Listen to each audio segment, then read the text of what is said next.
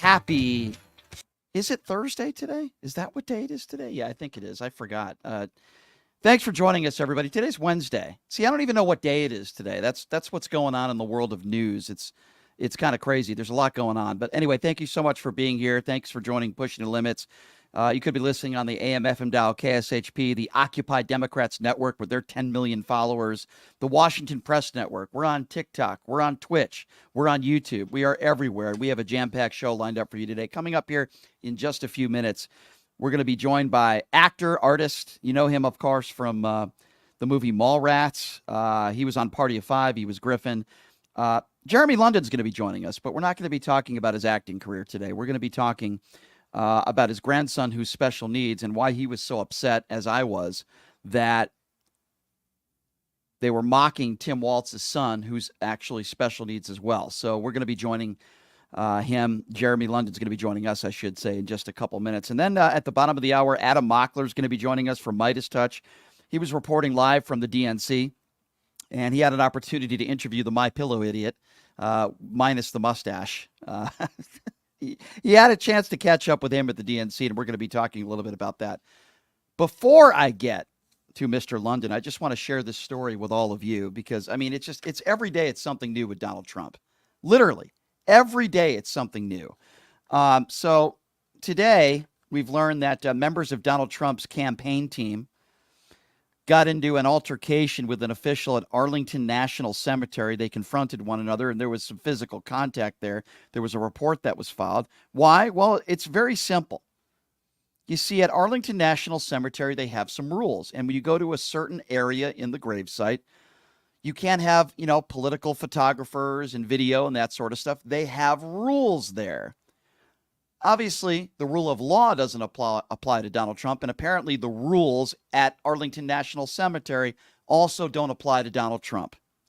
An official with the cemetery apparently tried to physically block members of Trump's team. That's when they got into the altercation. Of course, the Trump team saying they did absolutely nothing wrong. We're going to dive a little bit more into this a little bit later on in the program. Also, Vice President, I should say, Kamala Harris and Governor Tim Walz will be doing a joint interview on CNN. That'll be airing tomorrow. We'll talk a little bit more on that a little bit later on in the show. And Donald Trump once again implying on his Truth Social yesterday that Kamala Harris exchanged physical sex acts for career boosts. This isn't the first time he's done that. So we have a lot to get to today. I mentioned that this video last week of Jeremy London posting that went viral.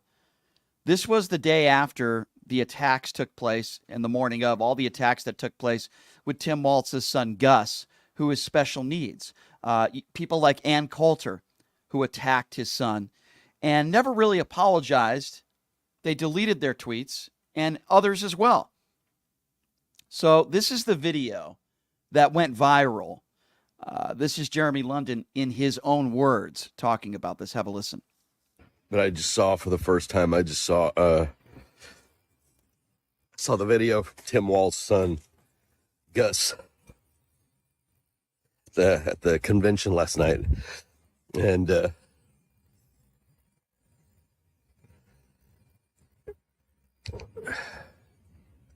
you guys know that we've been raising our grandbaby, Kingston. But what I haven't ever mentioned, because it just simply doesn't matter in the big picture of things, is that he's also nonverbal and he's autistic.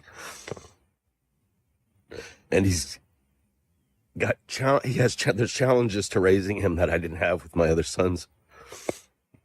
But I wouldn't trade it for the world. This baby is my life. He's my world. I'm telling you right now, if anybody says anything mean about Gus, I'm not going to be nice anymore.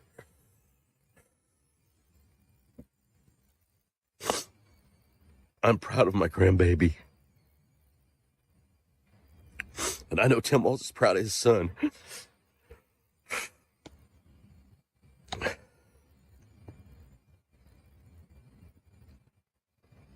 I don't know why I felt the need to do this, but I guess it gave me some hope for my grandson.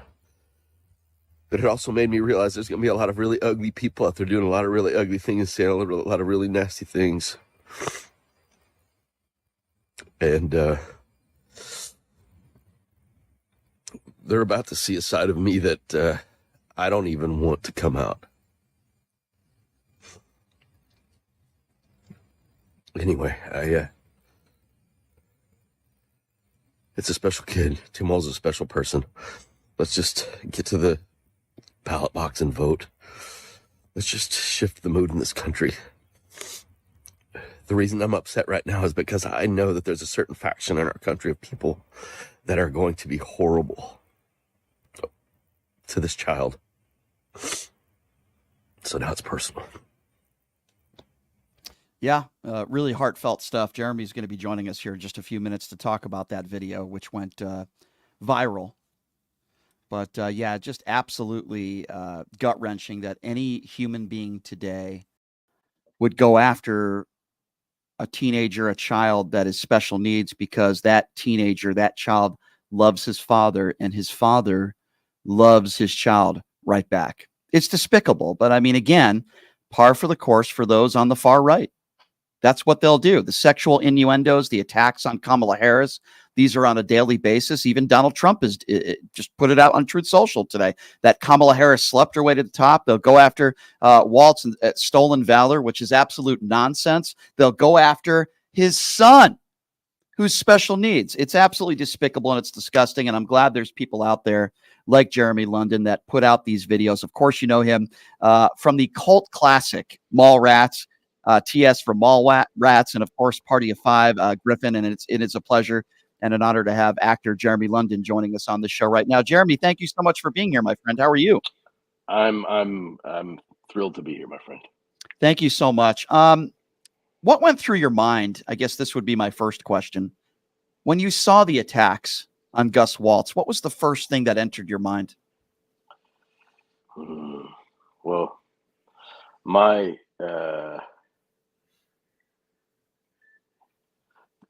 guard goes up immediately for any vulnerable child. It started with my nephew. My sister, she got pregnant when she was 15. She had a baby when she was 16, and that baby, and I thought that was like one of the worst things that could ever happen, right? He's super young having a baby. Well, that baby, my nephew Skylar, was very deformed and had a lot of health issues and stuff like that. And still to this day, he still has issues where when people see him in public, they point and stare and they marginalize him. And it certainly, as he's in his 30s now, and he's battled with drugs and all kinds of things, having to deal with just the way that the world beats him down and looks at him like he's a freak and treats him like he's a freak. And so my dukes were already up, right? But then we were blessed with this grandbaby, and we've decided to help raise him because of the challenges and stuff like that. And our son, who's the dad, is just a hard worker, and he's getting his life together, and we want him to be able to do that. And we're happy to make the sacrifice. Noah is his daddy. Noah's an amazing person. But it hit home, it hit home. Of course. I think it hit home for a lot of people. I don't think you're the only one. I know you're not the only one. And this shouldn't have anything to do with politics. Would you even describe yourself as a political person that's out there talking about, because I don't think you are that person, are you? I've never been political in my entire life. Right. That's what I thought.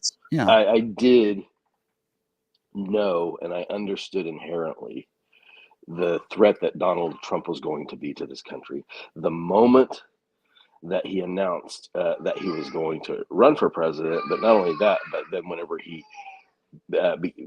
he snaked his way into the job, because we knew he was a snake before we let him in. Sure.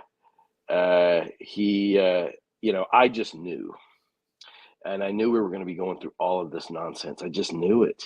And I remember being so depressed over the whole thing because I just predicted all of this. Had I known that it was going to be, that we were still going to be dealing with this 9 years later, Yeah, I'm with you. I'm with you. I can't believe where we're at right now.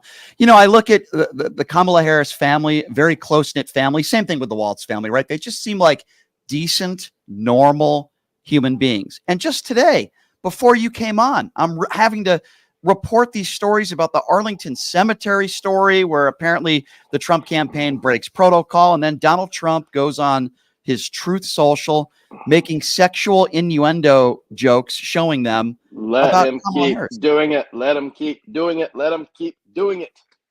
Well, Operation Let Them Speak. yeah, Let them keep doing it. Let him keep alienating people. Do you know? I mean, I've just recently a really really good friend of mine who's now who's now joined the our side and he's on Twitter. mhm, He my buddy Joe Darrow. He just shared with me his father's uh, Purple Hearts and mm, Medal of Honor. And this guy wow, was a pretty hardcore Trumper. And I wow. showed him the videos of all the stuff that's been going on and his mind's blown. He texted me today. He said, "Have you heard of Project 2025?" I said, "Buddy, I'm buckle glad you did up, that. But buckle up." But you know what I find is problematic is that there are some. I mean, I'm glad you did that, by the way. But there are some Trump supporters out there. They're either unaware of these things, or when you Mhm. show it to them, they're in denial. I mean, I'm glad your friend was able to see the light, but I know some people that have served, and I say to myself, "Thank you so much for your service. How can you support this guy?" And I don't know how to deal with those people, Jeremy. I just Because you'll don't. never, you can't. It's like trying to deal with an abusive um, is being in an abusive relationship with a narcissist. Mhm, You're never going to change a narcissist. You have mhm. to understand, like, all of these people have to admit that they were really, really wrong. And they're not going to do it. They all suffer from the same thing. It's American elitism, it's narcissism, it's um, a lot of them are just racist and hateful, ugly Sure, people. And bigots. unfortunately, we've Mhm. discovered that a lot of our people that we thought were friends and the people that we're related to are kind of awful people. But I think what's weird and the irony in the whole long run is that um, this is we've shown the glitch, the chinks in our armor. You know what I mean? Like, Yeah, this has shown where our country is vulnerable. And so, from all of this nonsense, we will build a more robust system of making sure that this stuff doesn't happen in the future. So, in the long run, he is going to make America great again. It's the weirdest thing. It's going to be completely not on his terms, right. but I think that people are really truly ready to just be joyful and happy and love each other again. Because I can tell Yes. you, my brother, who is pretty virulent on Facebook. I try to stay away from Facebook because it's too toxic. But my brother is really political on Facebook, and we've got some relatives, and they've never been nasty to him until he posted my video. Because I didn't post that video, the one that you just shared with everybody. I didn't post that on Facebook. I posted it on Twitter, and Right. now it went everywhere else. But I didn't do that. My brother did. And I've never had family be nasty to my brother on Facebook until he posted that sweet video that I posted. Wait, And hold now, on. and now they're attacking him because he posted that nice video that I You sent. gotta, let's backtrack here. This is mesmerizing to me, and Isn't I'm that glad you're. weird? This is mesmerizing because Jeremy, you'd be the first one. You're not acting in this video. That's real emotion because you're a good Oh, person and you're talking thank you. about your beautiful grandson. Everything you said, I think any decent human being would agree and resonate with what you said. It certainly resonated with me. And you're telling me your brother posts your video, who also is a well-known actor, posts your video, and you're saying members of your family are now against you? I Yeah, find but that. well, because it makes them realize how awful they are. And it's that thing when you hold a mirror up to somebody, they don't, they're not, they want to lash out and go, "No, it's you, it's you, it's you." The narcissist will never accept that it's you did something. They But did what's it the because you made them But do it, what's the right? argument, Jeremy? What's the argument? All you're simply saying is, my grandson is a special needs. We love him, and we should love, Tim Waltz's son. What is the argument that they're making? What do they say that you put in your video that they don't like? Like, I just don't understand. I if you can figure it out, share it with me, man.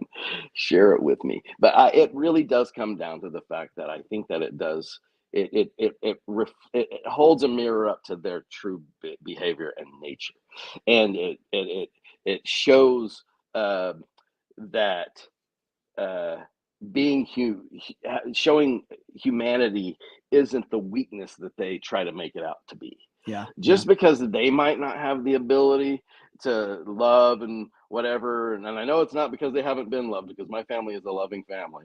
Mhm. They just happen to be in Oklahoma, and that's the unfortunately, I hear you. I they're understand sort that. of just a victim of their surroundings, and Sure. they're in it's the ecosphere that they're in. If you're just joining us, by the way, he is actor and artist Jeremy London, joining us right now on the show. Did you ever think that when you were recording that video, that it would get as many views? I mean, I would imagine you weren't thinking about that. You were just speaking from the heart, of course, but that video has gone viral. Did you ever think to yourself, I wonder how many people are going to watch that? Because millions and millions and millions of people across the world have watched that video. I couldn't have imagined in my wildest dreams. It's not why I did it. Like I said in the moment, I don't know why I felt compelled to do it, but I just felt like that grandpa thing in me was coming out, because, and nobody, I felt really just defensive from for Gus. You know what I mean? Like that thing, Right. all of a sudden, like Gus was my baby is Gus. My grandbaby is Gus. Gus is they're no, you're going to hear him in the background chirping back there. He's back there watching his Elmo. Yep. It hit home, and Yeah. I knew immediately that people were going to be ugly, and man, Yeah. it just hurts my Sad. heart to think that anybody could be ugly to these precious babies. And it was Yeah, just I agree. such a genuinely sweet moment. So I wonder who can watch that and get something other than good, the warm fuzzies from it. Who watches that and goes, what a pussy, wow, I can't A big believe MAGA this supporter. retard, blah, blah, blah, I- whatever. Who does that? I'll tell you, Jeremy, who does that. The people that are the huge MAGA Trump supporters that go to his rallies, that when he said I could shoot somebody on Fifth Avenue and they'll still support me. These are exactly those kinds of people. So that brings me to my next question. By the way, your video has almost 4 million views just on Twitter alone. That's unbelievable. What would you say if you had the opportunity, PG-13, because we are on radio, but what would you say, Jeremy?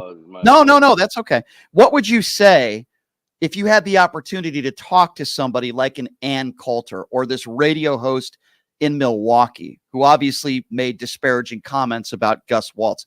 If you had the opportunity to speak with them, if you even wanted to, what would you say to them, if anything? I guess I would ask them, like, does this make you feel bigger? Does bullying a vulnerable person make you feel better about yourself? And if so, what happened? Why are you so broken? What's wrong with you? Do you need a hug? Can I hug you? Can I give you a hug? Because these people that mock love, that mock the way that Tim Walz greeted his wife on stage, whenever Melania won't even get on stage with Trump, and and all, it's so weird. I think that ultimately it comes down to the fact that they're jealous of the love. They're like, wow, man, I wish my dad loved me like that, and I wish my kid loved me like that. I I wish think I I had a agree. pure sweet moment in my life like that, and I will never have that. I've never had it, and will never will have that. And so a lot of the people in that set also mistake love for money, and so and success with love, because love equals money and all of that stuff. And so their idea of what love is so convoluted anyway, Mhm. that you're not worthy of being loved unless you're a certain level of successful or Yeah. whatever it is. You know what I mean? Sure. I want to ask you, regardless of whether you've earned it or not. sure. No, really well said. I agree with you. You don't live in Hollywood, but you hear a lot of people on the far right say, oh, these are Hollywood elitists, the people that are anti-Donald Trump. They're all liberals. Listen, you know that. You've surrounded yourself with a lot of, certainly in the 90s, with those kinds of Hollywood people, and I don't disparage them at all. People like George Clooney, these people are on the right side of history. I'm with them. But what would you say to those on the far right that say, oh, these people in Hollywood, these actors and actresses, they're just a bunch of liberal elitists? What would you say to that? I just let people think whatever they want to think, because the truth is that they're not. I mean, they're screaming into the void. The whole everything, even the whole hating Kamala thing, they're all just. It's all only resonating within this very small little bubble of hateful people that need to say she slept her way to the top, and then they make themselves feel good about it, and they make memes and they do all this stuff. But the problem is that it's not actually getting outside of that dumb sphere, and attracting more people to the cause. It's actually turning people off. And so that's why I say Operation Let Them Speak. Let Yeah. them continue to just be as dumb as possible. No, I think I just was posting because Mark Hamill tweeted something nice to me today, and yes, it's when you have the truth on your side, you pound the truth. When you have the law on your side, you pound the law. When you have neither on your side, you pound the table. And that's Yes. all these fools are doing, is Mhm. being yelling, "Poo poo, you're a poo poo face ninny." Yeah. Yeah. Gay You're everything, right. gay, gay, gay, gay everything, Yeah. gay, You're gay, right. gay. They're the ones who are doing the culture wars, right? I mean, these people on the far right, these MAGA supporters, they're the ones that want to ban books. They're the ones that talk about drag queens. They don't want to talk about gun control, right? But they want to talk about how drag queens and these teachers are indoctrinating our kids, and yet they have no answers to really help our children. They don't. And what I ask people all the time, and I think about this a lot, maybe I shouldn't, Jeremy, but I think to myself, how can you look in the mirror if you have children and you have a wife, and how can you say I'm all in and I support this guy who's a 34 count felon, liable sexual abuser? That's the part that I just don't understand. If you don't like Harris's policies, I get that. Let's have a conversation about that. I do that every day. But that's the part that I really just don't understand. How do you look in the mirror and support this man? I just don't understand. That's why I only feel so sorry for this Corey Comparatore guy, or whatever his freaking name is, the guy that Yeah. got shot. Well, he was a lunatic. He was a Listen, lunatic. man, he took his wife and his daughter to celebrate a known rapist and felon and traitor to this country and lunatic and person that has done more to divide this country in history, and he got his ass shot. I don't feel sorry for him, man. I still think that all of it's still kind of up in the air, right? What happened in it, but I'm not a conspiracy theorist, and so I just sit back and let things play out the way that they play out. But I have I Yeah. instinctively know that Right. not everything is what we always think it is, but there's in a lot of cases. Yeah. But I think that it's hard to feel sorry Oh, for a for the bigot and a people. racist. That's Yeah, who it's he hard. was. That's who It's he hard. was. Yeah, I mean, I went on his social media, and listen, I feel bad for his family. The man didn't deserve to die, but I'm with you in the aspect of I don't feel sorry for him. If you just went through his social media, it's nothing but bigotry and hatred, attacks on our press secretary because she's black. I mean, how do you feel sorry for somebody like that? Well, they think that they lost their father that day he got shot, but they lost their father the Agree. day he started buying into all of that Agree. nonsense. Brainwashed. I mean, do you feel like I feel that? Because I've been to Trump rallies to cover it. I've been to Harris Poor rallies, guy. and yeah, I know it. Part of it was fun though because I got to make fun of some of these idiots. But I enjoyed watching your videos, buddy. You are brave. I I love appreciate it. that. I am way too man, I don't have the strength not to just want to smack somebody in the face. And just when you're just filling them with facts and you're saying these are the actual facts, and then they It's go, that's inconvenient. it's challenging. I Q do it on told the me that radio. Q told me this other thing happened. Yeah, exactly. I mean, it's challenging. I try to expose them for who they are. And I use the term on Newsmax when they interviewed me. They didn't even know who I was. I used the term Klan cultist. It felt like I was at a Klan rally. And then all the MAGAs were going after me. And I said, well, no, because it's a cult. The Klan is a cult.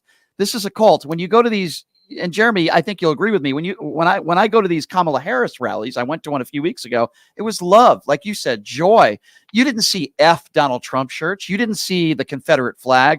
It wasn't about hate. But when I go to these Trump rallies, and I've been to a few of them, you see the, let's go Brandon shirts, get rid of Joe and the Ho. And it's about bigotry and hatred and selling Trump Bibles and the Confederate flag. I just feel like there's so many fundamental differences between the two. I think, okay, so for my entire life, I've always been fascinated with a couple of things. I've been fascinated with Nazi Germany, and I've been fascinated with the Civil War, in the sense that how could these things have possibly happened, right? And now I know it's how it happened, because they appeal to the dumbest of the dumb. They scare the cheesiness out of people. They just keep people scared. Everything is doom and gloom, and Yeah. so I think that it's the yin and yang of life, man. It's it's my version of, if there's anything like of any type of spirituality or religion or whatever. It's not even like about which I don't really believe in, but it's the good in the universe and it's the bad in the universe. It's the Yeah. dark side.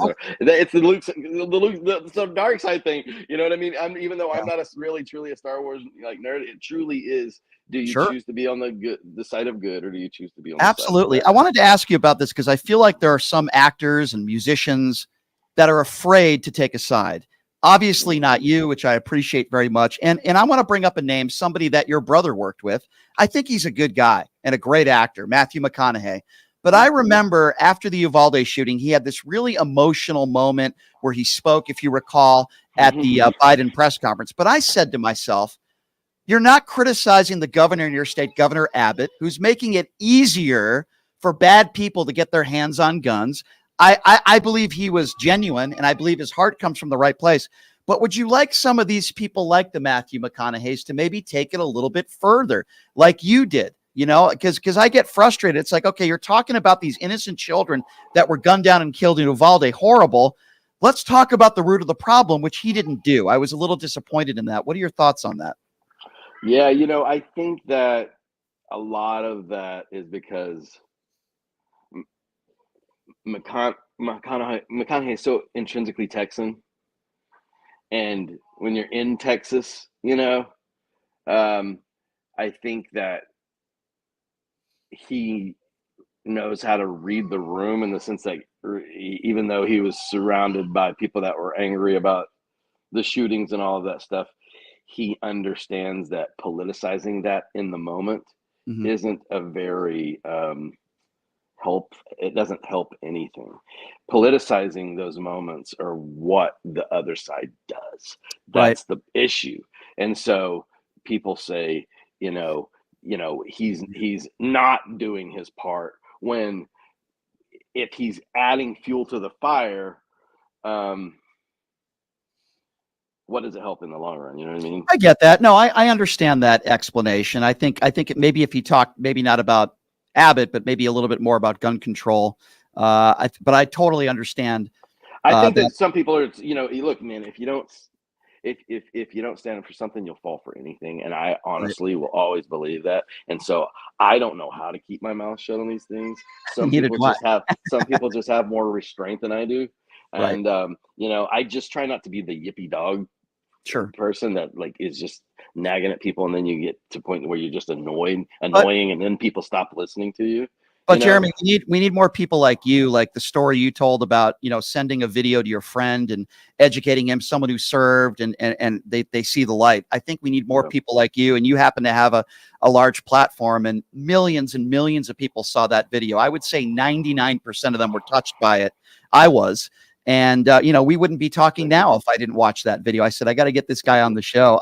I have to ask you a few fun questions, because we've been talking about a lot of serious issues, which are, by the way, very important. And I'm glad we did this. Do you talk to anybody from that cult classic Mallrats anymore? Like, are you still in touch with like Ben Affleck? We see each other at conventions. Not Ben. Ben doesn't do conventions. But I live in Mississippi now. And I don't go to Hollywood if I don't have to. I try to avoid it at all. I don't blame you. Avoid it at all costs. And so, unless I have a job there, or I'm out there to see my son or something, I don't really. When you're filming a movie like that, or even Party of Five, when you first got started there, when you're filming these, do you think to yourself, wow, this is going to be huge? They're going to be talking about this 10, 20, 30, 40 years down the road? Or does it not even enter your mind? No. I learned not to do. Well, Mallrats was one of the things that taught me not to do that. I thought it was going to be successful, and nobody went to the movie theater to see it. And so I, learned pretty early on. But I also I was on my first television series. We won the Emmy for best drama, Yeah. and then we got canceled Hmm. pretty promptly, right? Not too long after that. So I've kind of learned that these things, Yeah. I never try to celebrate too early. Yeah. You know, Would you say, I understand that. Would you say that cult classic is fair to analyze that with Mallrats? Because people still talk about it today. Oh, it's far away. I mean, it's one Yeah. of the cult classics, I would say. Right. It took 10 years for anybody to ever even recognize me from that movie. But once it did, it has kind of sort of just steamrolled and kind of continued to get more and more and more and more. And the more Uh, people get into Kevin's movies, and our Of fan course. base is getting younger now, which is pretty cool. We go to these No, cons, no and question. the people are younger that are coming up now, and Yeah. I love it. If you, Jeremy, if you had to pick your least favorite thing about your industry and your most favorite thing about being an actor in this Mm. industry, what would those be? Oh gosh, favorite thing's easy. It's the traveling and meeting new people. Mhm. Traveling, I think, is the most enjoyable thing to me. I think Yeah, grandbaby going crazy in the back. that's okay. Um, uh, um, what I don't like, Yeah, what I hate about it the most is the fame.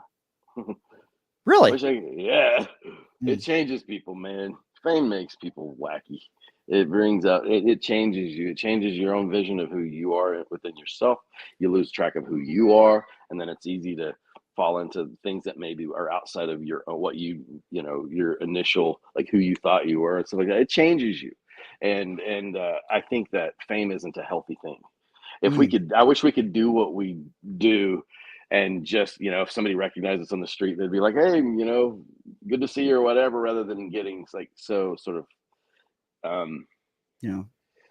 strange about it, because I'm of the mind that some of the biggest idiots I've ever met in my entire life are actors, and so I don't understand actors being put onto pedestals. And so I think the people that should be put on pedestals are like brain surgeons and astronauts and people that Right. actually make a difference in the world. Yep. And so Yep. my idea of being applauded, sort of, is I think, less broad than a lot of people's other people's. Yeah. Well, I think we will agree on this. And listen, your movies are great, and you've had a great career, and you're a great artist, but you need to be commended for your video and putting yourself out there with raw emotion. You have made a difference in the world. People could talk about, oh, I love that movie, I love this, and that's great, but you have made a difference because of putting that video out. You have touched a lot of people. And I just want to thank you for doing that. You and your brother for putting it out there on Facebook too. It's really important what you're doing. You have a platform. You're using it for the right reasons, Jeremy. And I really do appreciate you for coming on and talking about this. It sounds like you have a wonderful family, and best of luck to you and your family and your beautiful grandson. And thanks for coming on, my man. I'd love to talk to you again down the road, but I really appreciate you doing this, Jeremy. Thank you so I'm much. right here anytime, buddy. Anytime. Thanks, Jeremy. Appreciate you, my friend. Thank you so much. Good to talk to you. That's Jeremy London. Listen, cult classics, right? Mallrats, love that movie. My late great sister, Laura, that was one of her favorite movies. She would have it on all the time when she was a teenager. And yeah, I don't want to get choked up talking about that, but that was one of her favorite movies. And of course, he was Griffin on Party of Five. Great show. The great Jeremy London joining us on the show. I'm so glad there's people like Jeremy out there. I'm so glad there's just good family people that have a large platform and use it for the right reasons, helping people, spreading the word, and talking about his beautiful grandson who's a special needs child. And Ann Coulter and those kinds of people, including Jay Weber, who, by the way, is still not on the air. The station hasn't given him any explanation on that. He should have been fired by now. It's a joke. They're just killing time is what they're doing. These types of people should be shamed. Going after a special needs teenager, Gus, who loves his father, Tim. The attacks are endless and they're disgusting. All right. Well, we appreciate Jeremy London taking the time to join us. We are going to take calls in hour number 2, but coming up next, we're going to take a break. And coming up next from Midas Touch, this guy's a rising star. Adam Mockler, he's done the show before. He's got a gazillion views on YouTube. He was at the DNC working for Midas Touch, and he caught up to Mike Lindell in a disguise. He shaved his mustache. Adam was all over the place at the DNC, so we're going to talk to him about that. And then coming up after that, we're going to get into more details on this Arlington Cemetery story where apparently one of Donald Trump's staff members getting into a physical altercation with someone who works there because the Trump campaign broke the rules. But the rules don't apply to Donald Trump and his people, do they? Also, Trump implying that Harris exchanged oral sex for career boosts. He put that on Truth Social. We will be talking about that, and I am looking forward to our Vice President Kamala Harris and Minnesota Governor Tim Walz both agreeing to a sit-down interview with CNN that'll be aired tomorrow. We're going to get into all this stuff, but coming up next, Adam Mockler. We'll take a quick break. We'll be back right after this. It's Pushing the Limits right here on KSA.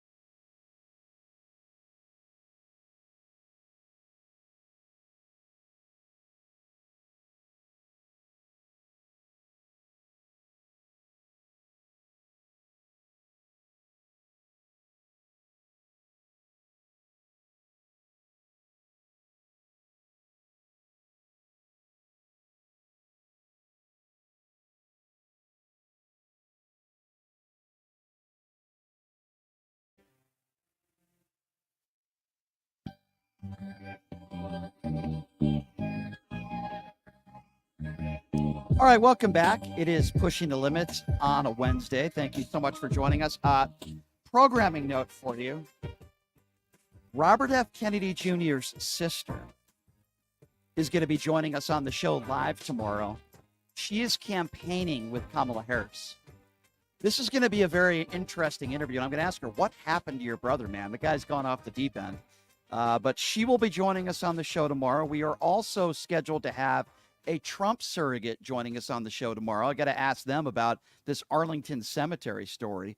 And then Ron Quince will be joining us in studio as well. So we got a big show lined up for you tomorrow. As I mentioned earlier, Adam Mockler was at the DNC with Midas Touch. He does a great job, and he ran into, among many of people, the My Pillow idiot, Mike Lindell, who shaved his mustache in disguise, but people recognized him right away. Adam Mockler was one of them, and he does a wonderful job. He's got a great YouTube channel. He's got a ton of followers, and he joins us right now on the show. Adam, I appreciate you being here again, my friend. How are you? What's up? I love coming on the show every single time. I appreciate that. I appreciate you saying that. Thank you so much. Boy, there's so much to get to in a short period of time. And I want to talk to you about the DNC, and we'll get into all that. But I got to ask you, I mean, this Arlington Cemetery story comes out today where, you know, the Trump campaign saying they did nothing wrong, where clearly they broke the rules. And then I guess there was some sort of physical confrontation. You have Donald Trump today on Truth Social, who's posting out a picture insinuating that oral sex was the reason why Kamala Harris got her way to the top. I mean, it seems like it's exhausting. Every day it's a new controversy, right? What do you make of this? This guy can't leave the house, leave Mar-a-Lago, or open his mouth without offending somebody, some group in America, whether it's women or every time he talks about Jewish Americans, it's crazy, or Black Americans. Every single time he talks about any group, it's wild. And I think his mind is slipping. And, you know, something I've been doing lately is sending all of his Truth Social posts to my Trump supporter friends. So I grew up in Indiana. So a lot of my friends from high school are like apolitical people. They don't really pay attention to politics much, but they post on their story, oh, Trump 2024. So I've been sending them all of the crazy stuff that he says. And like, what do you make of this? And a lot of times they're like, is this real? Did he actually make a post where he says, crooked Kamala, lion Hillary? You know that one post where he's just like going crazy? And then I send them like actual serious stuff, him saying that people who burn the American flag should go to jail for 1 year, which I would never burn an American flag. I think it's cringe to do that. But also, that is our First Amendment right. So when I send all this stuff to my Trump supporter friends, I think they're starting to have a broader picture of why I hate him so much. And to answer your question, he is slowly losing his mind because he's losing in the polls to a Black woman who is badass. And you can see it. Every time he opens his mouth, you can see that he's losing his mind. And something else, by the way, that he questions is her blackness, which is, is a great move. It almost seems, Adam, like they're trying to lose. And what I mean by that is you have J.D. Vance. I don't think he could have picked a worse vice president, right? He could have picked other people. We can disagree with them, but Nikki Haley would have been a better choice for him, I think. He would have helped him. Oh, yeah. He picks a guy named J.D. Vance who once compared him to Adolf Hitler. You have J.D. Vance. Seems like every day new audio is coming out how weird this guy is. He attacks women. He attacks people who don't have kids. You have Donald Trump attacking Black people in Chicago a few weeks ago. Like, it's almost like they're trying to lose. Like every day they're saying things insulting your everyday American. Yeah, well, I think I've read reports that the people around Trump really want to win, but he is just on a self-destructive path right now. And J.D. Vance could not be a less warm person. He's not very personable, if that's the word. Like when I look at Tim Walz and I look at J.D. Vance and I compare the two, I think Tim Walz is objectively just a nicer, cooler person. And that was proven by those two videos that came out on the same day of them interacting with people. But yeah I mean, J.D. Vance and Donald Trump are just fear-mongering, manufactured. It's just a weird, their message doesn't make sense. And I really think this could be the election where Americans realize, like the bulk of Americans realize the Democrats are the party that are just like the average common. Because I think there's this misconception that Democrats are elitist. Most people think the average Democrat is like Gavin Newsom, which I'm not saying Gavin Newsom's elitist, but he has that slick back hair. You know what I mean? Compared to Tim Walz, who is just so warm and so friendly. And then J.D. Vance is the elitist one, right? Agree with that 100%. Let's talk a little bit. If you're just joining us, by the way, he is Adam Mockler with Midas Touch. He was at the DNC. I do want to get into the DNC. You know, it's interesting, Adam, because last segment we just had actor Jeremy London on the show. He put out a video that went viral talking about his grandson who's special needs and saying, and I'm paraphrasing here, you better stop going after Tim Walz's son, Gus, because then you're going after my family. And this is a guy who's not even really political, but he's been around for a long time and a really good actor. It's got like 5 million views. What do you make of that? The attacks on, I mean, can you go any lower than that? Ann Coulter and these others, this moron, Jay Weber, who apparently hasn't been fired yet, this radio talk show host in Milwaukee. What do you make of these people? And then their response where they don't even apologize. They just take down the tweet. They're desperately grasping for anything to attack Tim Walz and Kamala Harris on. I mean, whether it's saying that she's not fully black or saying that Tim Walz didn't actually serve in the military. I think it's just desperation. They're desperately trying to grab anything. So they saw that, thought it might be a clippable moment, and they tweeted it out without thinking. And now I think deep down, people I think they kind of understand, even if they won't apologize publicly, they're like, wow, that was a terrible. I even saw people like Matt Walsh, who is a despicable human being, say, why are you guys attacking this dude?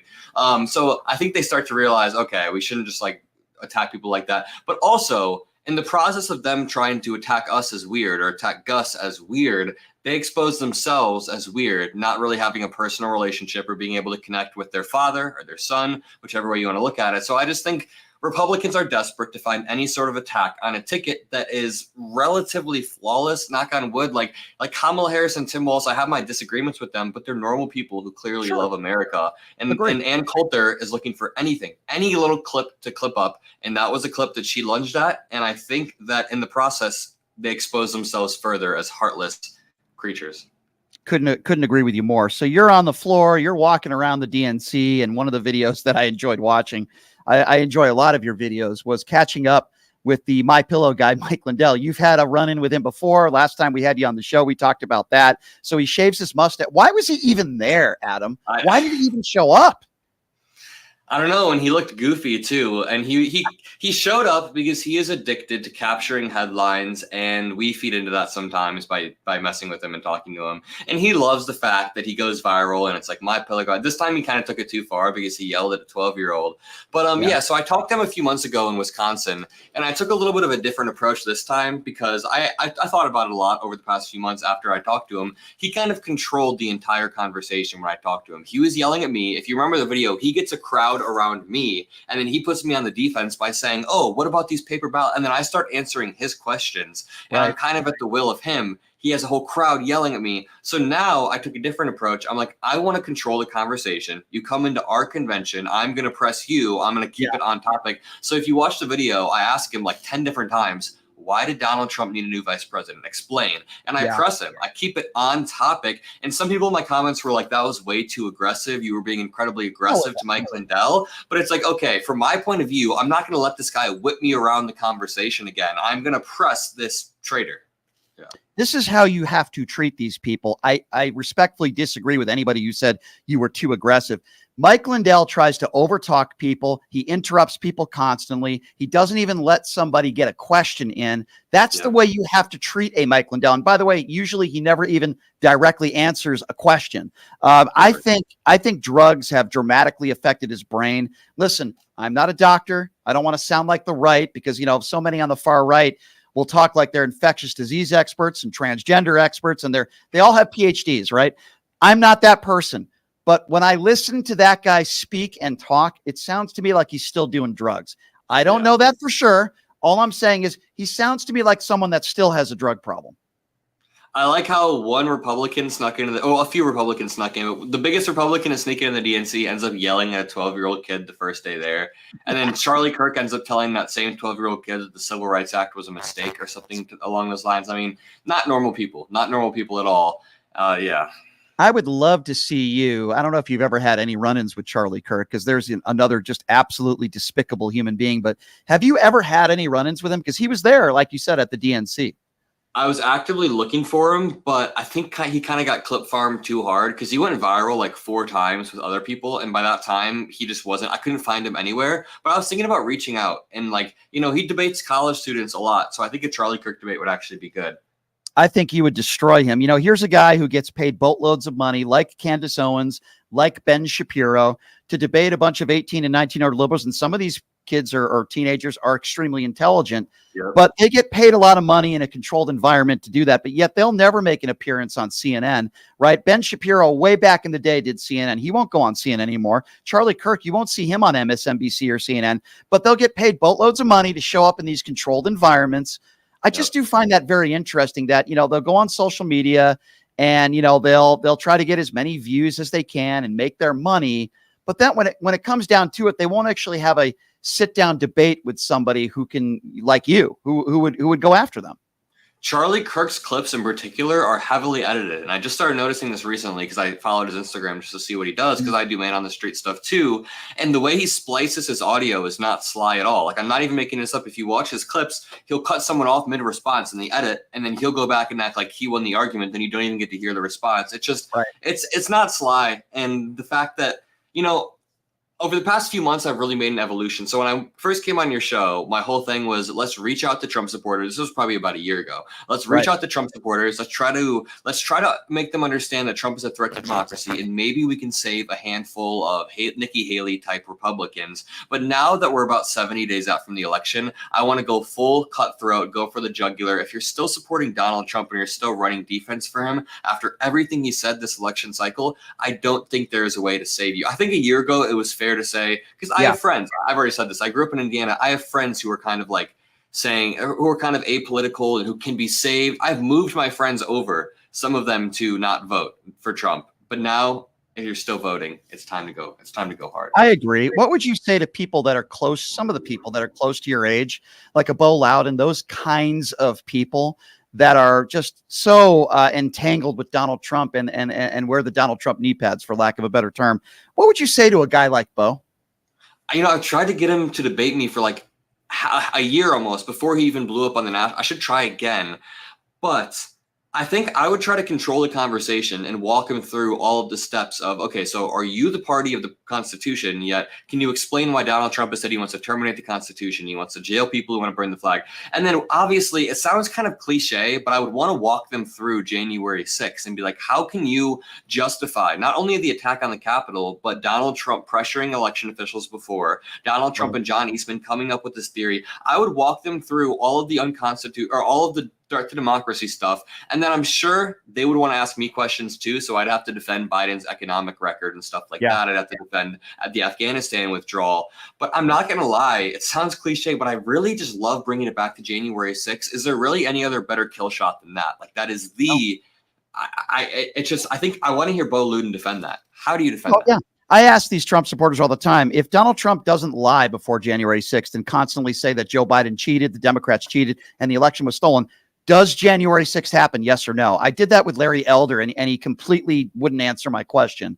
But I think that's the best way to combat some of these people. And you do certainly a good job of that. All right. With that being said, Adam, I'm still a little worried. I still think Harris is going to win. We're in a much better, I say we, the anti-Trumpers, because I'm an independent, but you won't find anybody more anti-Trump than me. Maybe Melania Trump, but that's another story for another show. But in all seriousness, like, I'm still a little worried. We're in a much better shape than we were a couple months ago. I was very worried after that debate. I'm not worried about this upcoming debate. I think Harris is going to do just fine. I like the fact that she's doing an interview tomorrow. And I said her first interview should be with Tim. I said that, and they decided to do that. But I want to see, am I wrong in saying this? I want to see her do an interview with somebody on the opposition. Doesn't have to be a Sean Hannity, but maybe do an interview like Pete Buttigieg, go on Fox News.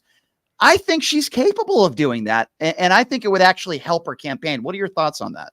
Pete Buttigieg says this all the time. The Democrats need to walk into the lion's den more. I think she should absolutely go on Fox News. I've been talking to my audience about this a lot, and a lot of them disagree. But I think that Tim Walz or Kamala Harris going on one of those Theo Vaughn, maybe not Joe Rogan in particular, but a Joe Rogan-esque show. We need to tap into the bro vote. Like, I have a lot of friends who just casually listen to Joe Rogan, and if you let the right wingers dominate Joe Rogan's podcast, that's all they'll get. So yes, Kamala Harris and Tim Walz is such a bro. Like, he hunts. I know that he cooks. He does all of this manly stuff. So he would get along with Joe Rogan. I think Joe Rogan's a hack, but I think that he would get along with all of those bros. I think Kamala Harris needs to go into the lion's den. And talking about being worried about this election cycle, I kind of am too, even if all of the polls say that she's 4 or 5 points ahead. Joe Biden was apparently 7 or 8 points ahead around this time, and he eked out a win. So there's just a reality. Sometimes when I lay down at night, I see this reality. We're on election night. We're all kind of shocked. Like, how did we miss this? But when I ground myself, I do think the largest coalition in America is the anti-Trump coalition. People who are center-right, people who are independent like you, center-left like me, even far-left people hate Donald Trump. So I think if this anti-Trump coalition can come together, we'll be good. People who love democracy. You don't have to think VP Harris is perfect, right? I certainly hope so, Adam. I think a show that she should do, and I don't want her to make the same mistakes that Hillary Clinton made. Hillary Clinton made some mistakes on the campaign trail, but I don't know if you ever saw that interview Howard Stern did with Hillary Clinton. I thought it was great because you saw the human side of Hillary Clinton. I think Howard is the best interviewer out there. And you just saw the human side of Hillary Clinton that maybe we didn't see when she was running for office. She wasn't robotic. She was relaxed. Howard has that effect on people. She talked about her sex life. She talked about how she fell in love with Bill Clinton. She talked about everything, her family. I believe, and I'm afraid that the Harris campaign, they're not going to do this. I just think they're being a little bit too cautious. I'm glad they're doing an interview tomorrow. Okay, but now it's time to not make excuses. Okay, now it's time to do interviews. And if she did more of those, you don't even have to do a Fox News. Just do a Howard Stern interview. Like you said, I think Joe Rogan, do both of them. I just think that would help her campaign so much. And I think these are the mistakes that Hillary Clinton made.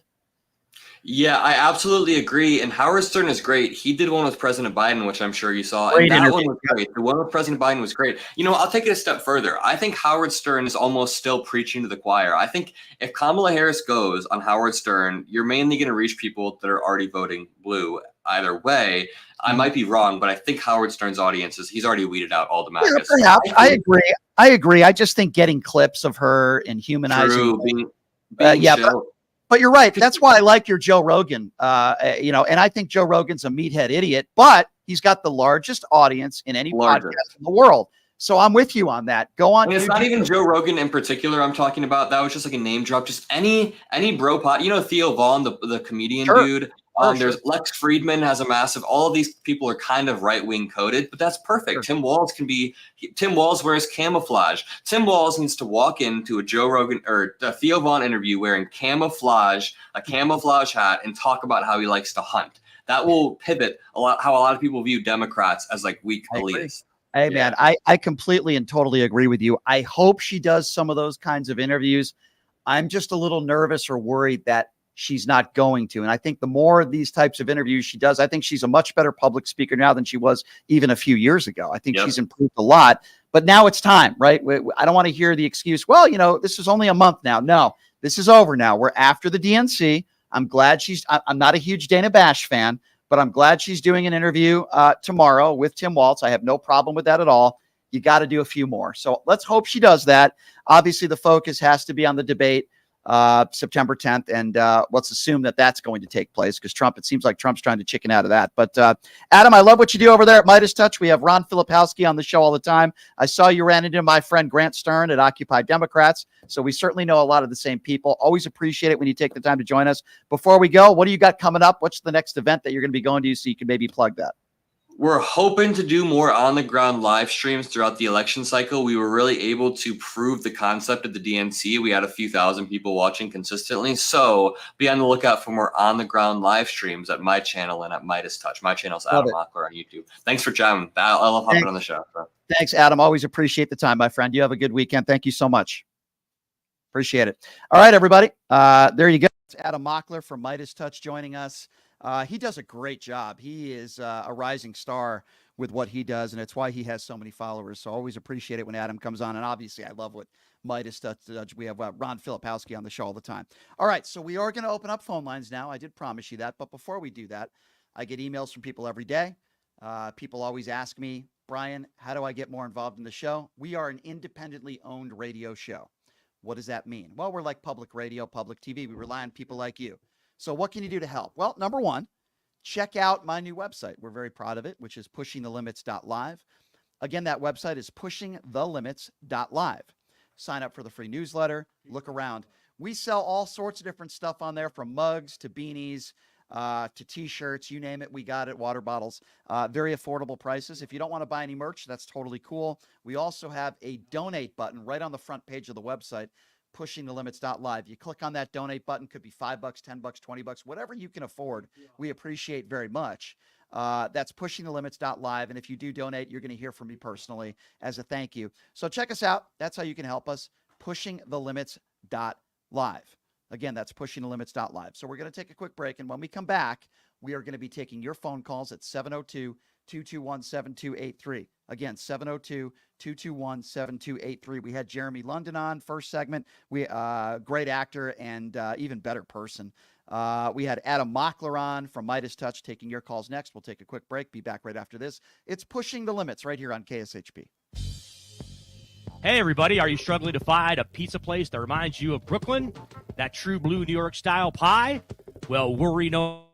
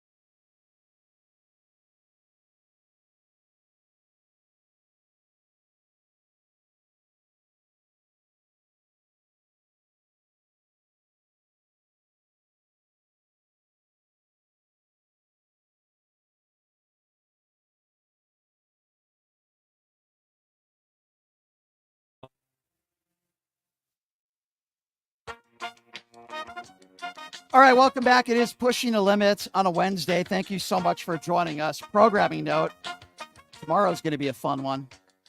Robert F. Kennedy Jr.'s sister, Kerry Kennedy, is now campaigning with the Harris campaign.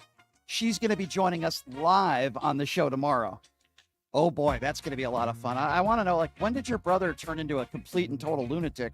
Was he always like this, putting whale heads on the top of his car and staging bear murders? I don't know, in Central Park. Kerry Kennedy, Robert F. Kennedy Jr.'s sister, will be joining us on the show tomorrow. We're also going to have a Trump surrogate joining us on the show tomorrow. And Ron Quince is going to be joining us in the studio tomorrow. So, man, we got a busy, jam-packed show for you tomorrow. Before I get to the phone calls, you know, the Trump campaign is saying, oh, you know, this worker at Arlington Cemetery had a medical episode and we didn't do anything wrong. Let me just start by just giving you the quick details on this. So Trump has his photo op at Arlington Cemetery with the thumbs up, using funerals, as he's done for many, many years now, for his own political gain, which is absolutely and positively disgusting. And there's a portion of Arlington Cemetery where no photographers and no videographers are allowed. It is a rule that they have at Arlington Cemetery, respecting those that have died recently. This is a rule that Arlington Cemetery put in place. It doesn't matter whether you're a president, doesn't matter who you are. And an official with the cemetery had to physically block certain members of Trump's team, even according to a Trump campaign spokesman, and they got into some, minor physical altercation. And I'm not shocked to hear this. Donald Trump is the guy who said he didn't respect John McCain because he was captured. Donald Trump is the guy, according to General Milley and John Kelly. Milley even put it in writing that Donald Trump called our brave men and women in uniform suckers and losers. And this is also the guy who dodged the military multiple times with his fake bone spurs. So should we be surprised that once again Donald Trump is disrespecting our military and disrespecting the rules at Arlington Cemetery? Of course not. Who has a smile with a thumbs up at a gravesite? He's sick. He's a sick person. And on Truth Social today, Donald Trump, once again, he's done this before, has implied that Kamala Harris exchanged oral sex for career boosts. This isn't the first time that he's done this, and I guarantee you it won't be the last time that he does this. It is utterly despicable, and it is disgusting. And it needs to be called out, and it shouldn't be tolerated. 702-221-7283 is the number to call. Again, if you want to be a part of the program, 702-221-7283 is the number to call. Why don't we start off with Nelson? Nelson is first up on PTL. Hi, Nelson. Thanks for calling in. What's on your mind? Hey, Brian. I want to set the record straight with the Afghanistan withdrawal facts because, the Republicans are spinning this. I got some facts here. Just give me a second. They're all in order here.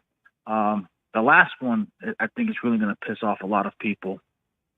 Let's see. Number one, he negotiated directly with the Taliban terrorists. Correct. And excluded the Afghan army. Can I stop you right there real quick? And I'll let you finish. That's a really important point.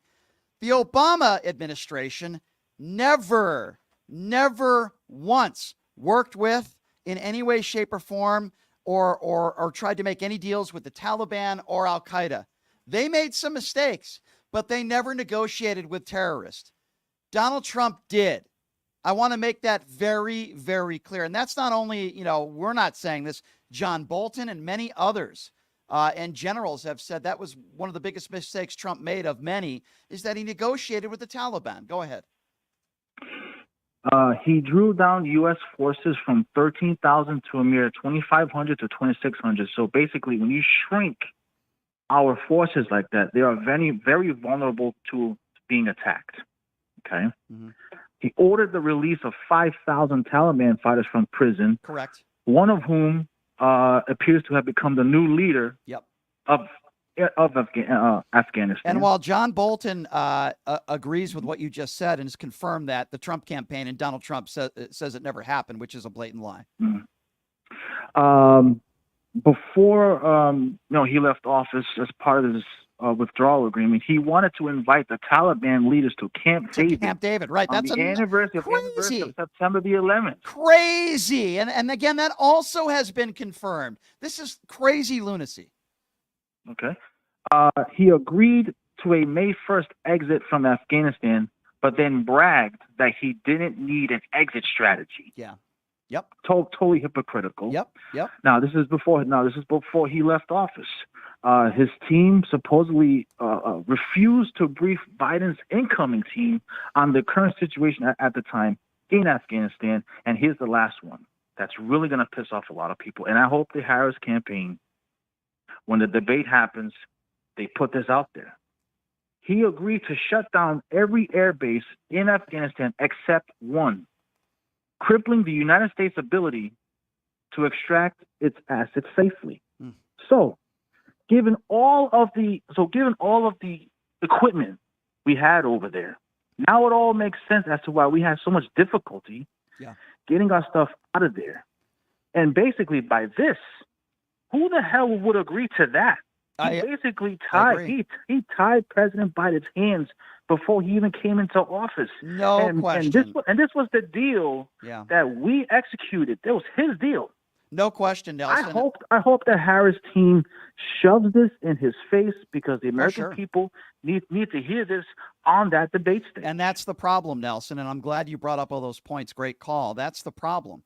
The problem is that the average Trump supporter, and maybe even the average voter, doesn't know those facts that you just pointed out. And when Donald Trump says, this was all Donald Trump's, or all Joe Biden's fault, what took place with the Afghanistan withdrawal, all you have to do is present them with facts. It's one of two things. Either many of these MAGA supporters are uneducated on this issue, or they don't want to know the facts. Either way, it's dangerous. Thank you for the call. 702-221-7283 is the number to call. One phone line open. Let's go to Rose. Rose is next up on PTL. Hi, Rose. Oh, hi. Can you hear me? Yes, ma'am. Go right ahead. Okay. I got to get something off my chest. This has been really bothering me as I'm becoming disappointed in my government. There's all this bullshit that Donald Trump has been doing. He's got this anti-abortion committee. To me, that sounds like Gestapo. To me, that sounds like he's an enemy of the country. To me, that sounds like treason. And I'm wondering why they aren't putting that in that kind of context. And the reason why I'm calling under an assumed name is because I have a certain timber and I live in a very red neighborhood. So well, I thank you for taking my call. Of course. And thank you for the call, Rose. I appreciate you. Listen, the Project 2025 stuff is real. And as much as Donald Trump wants to separate himself from it, all the people that he surrounds himself with are the people that helped create Project 2025. It is the reason why Roe versus Wade was overturned. This is one of many fundamental differences between the Trump and Harris campaign. Harris wants to return Roe. Donald Trump brags about helping to overturn Roe versus Wade. He takes credit for it. And then his excuse is, well, I just want to leave it up to the states. Well, if you have a conservative Supreme Court, like what took place in Arizona, they'll try to push forward no abortions with no exceptions. This is a radical part of the Republican Party. Thanks, Donald Trump, for that one, ladies and gentlemen. Fundamental difference, one of many. And I hope Harris on that debate stage on September 10th hits this home. 702-221-7283 is the number to call if you want to be a part of the conversation. Let's go to Beverly. Beverly's next on PTL. Hi, Beverly. Hi, how are you today? Hey, good. I'm calling because I wanted to comment that I wish Vice President Harris could bring up a lot of different topics in this debate so that really and truly she could sweep him up off the floor, because he does not know what the word truth means. And I really believe that behind the scenes, while he's blaming President Biden for things, I believe he's been talking to some foreign, dictators all during the while, as well as those in Congress who will go along with him and in the Supreme Court. There is no reason that this country should be in the place that it's in unless he is working behind the scenes. And I really do believe he is. I don't believe he won the first election based on what he has done, while he was in office and since leaving office, to just with the border, to tell those in Congress not to vote for Yeah. the law Sure. says to me, he does not care about anybody. Well, the only person that he doesn't care about children. No question. And I appreciate the call. And you're right. The only person that Donald Trump cares about is himself. We know that. We know that, Beverly, and you're 100% correct. Everything that Donald Trump does is calculated because he only thinks about himself. And I want to bring up another. Thank you for the call, Beverly. I want to bring up another point real quickly before I get back to the calls. There's somebody on social media, I think Kaner J, I think his name is. He said, this is a Democrat echo chamber radio show. So I just want to educate my MAGA friend, Jay. I shouldn't call you my friend because you're certainly not somebody I would ever associate with. But you see, what I do here is I interview both sides. I have a Trump surrogate coming on the show tomorrow. Just in the last few months, I've had Vivek Ramaswamy, Robert F. Kennedy Jr. I have Trump surrogates on the show all the time. That's not what we call an echo chamber. Now, I'm anti-Donald Trump. But you see, if you want an echo chamber show, when was the last time Mark Levin interviewed a liberal? When was the last time Sean Hannity did a full segment with a liberal besides the governor of California, which he's interviewed once or twice? If you want echo chamber radio, go watch your OAN and go watch your Newsmax. Go listen to your Jesse Waters and your Laura Ingraham. When was the last time Laura Ingraham interviewed a liberal? No, you see, 99% of talk radio is right-wing echo chamber radio. I'm a registered independent that did not vote for Hillary Clinton. I did not vote for Barack Obama. I am for capital punishment, and I am for capitalism. But I am very anti-Donald Trump, and I am not a Democrat. Not that there's anything wrong with being a Democrat, but I am not one of those people. So you see, Kaner, you might be used to your right-wing echo chamber radio, where you agree with everything the despicable right-wing radio host says. But guess what? I'm not one of those people. Nobody tells me what to say or do. These are my own thoughts, and I prefer interviewing people that I disagree with. I prefer interviewing people that I can get into it with. I prefer interviewing people where we could have a good back and forth, and I do it on a regular basis on this show. So if you think I'm echo chamber radio, boy, I'd love to listen to the right-wing hosts that you listen to and compare the two, because I interview people that I disagree with on this show almost every single day. And we have a Trump surrogate that's coming on the show tomorrow. That's not what we call echo chamber, sir. Echo chamber is Mark Levin, who only interviews people that he agrees with and coddles to. It's a fluffer show for Donald Trump. I'm not that type of show. So go ahead and go watch your echo chamber right-wing radio and take a hike. 702-221-7283 is the number to call. Again, 702-221-7283. 702-221-SAVE. Let's go to Joseph. Joseph is next up on PTL. What's up, Joseph? Yeah, hey, Brian. Okay, here's my piece. Hearing what your guest says about his grandson, I say at least he's got heart, unlike Trump, because that's what Trump hates the most. I guess he doesn't like the fact that there are those with special needs, and that's why he wants to use Project 2025 to get rid of everything about for the disability and special needs, because he thinks those with special needs who are autistic, like myself, deserve to be in camps, and that's what he wants. He doesn't care. He just wants to see people who are not disabled, who are not who does not have special needs or autism. Right. And that's what he wants.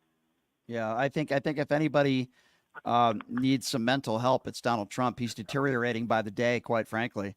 And, you know, it's interesting because even when you put people in a corner and explain to them the attacks on Tim Walz's son, who's special needs, the sexual innuendo jokes, and I have friends of mine that have made these jokes, and I call them out for it.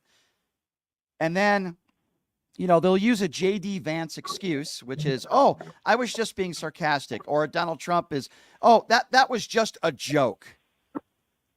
That should never be tolerated in our political spectrum. Sexual innuendo jokes like that towards a woman is despicable. And not only that, but they're not true. It just, I don't know. I don't know what to do with these people anymore. They just have a one way of thinking, and they don't think of people that they're offending with some of the things that they say. And furthermore, speaking of Arlington, that's what they're supposed to be. I mean, that's what I hate the most about Trump, going to do a photo op just for his campaign at Arlington.